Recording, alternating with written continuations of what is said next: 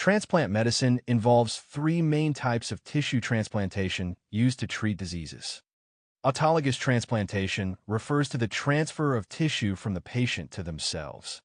Allogeneic transplantation is the transfer from a donor to a genetically different patient, and syngeneic transplantation occurs between identical twins, from a donor to a genetically identical recipient. In allogeneic transplantation, efforts are made to ensure ABO and HLA compatibility between donor and recipient. However, despite matching and immunosuppression, transplant rejection can still occur. There are three main types of solid organ rejection: hyperacute, acute, and chronic. Hyperacute rejection occurs within minutes of transplantation, often intraoperatively, due to preformed antibodies against donor antigens. It leads to tissue ischemia and vascular thrombosis. Prevention is achieved by checking ABO compatibility before transplantation, and once hyperacute rejection occurs, treatment is generally not possible, necessitating graft removal.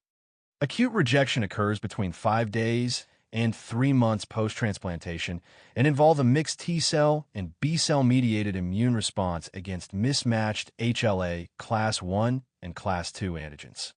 It manifests as laboratory evidence of tissue destruction, such as elevated gamma-glutamyl transferase, GGT, alkaline phosphatase, lactate dehydrogenase, LDH, blood urea nitrogen, BUN, or creatinine levels. Diagnosis is confirmed by sampling of the transplanted tissue.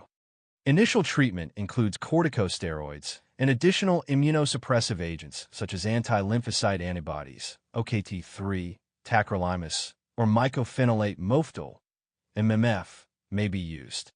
Chronic rejection develops months to years after transplantation due to chronic immune-mediated injury and fibrosis, resulting in a gradual loss of organ function. There is no definitive treatment, though biopsy is performed to rule out a superimposed acute rejection that may still respond to therapy.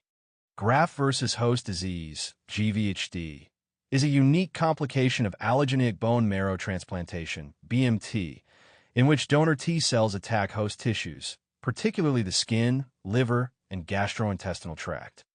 GVHD can be acute, occurring within 100 days post-transplant, or chronic, developing after 100 days. It is thought to be caused by donor T-cell reactions to minor histocompatibility antigens. Clinical manifestations include skin rashes or changes, cholestatic liver dysfunction, obstructive lung disease, and gastrointestinal symptoms such as diarrhea or abdominal pain. Treatment involves high-dose corticosteroids to suppress immune activity. Typical post-transplant immunosuppressive regimens include prednisone, mycophenolate mofetil, MMF, and tacrolimus, ck506, to prevent immune-mediated rejection. Additionally, prophylactic antimicrobial agents, such as trimethoprim sulfamethoxazole, TMP-SMX, ganciclovir, and fluconazole, are used to prevent opportunistic infections in immunosuppressed patients.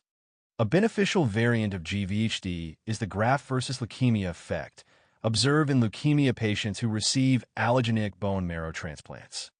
These patients experience significantly lower relapse rates compared with those receiving autologous transplants.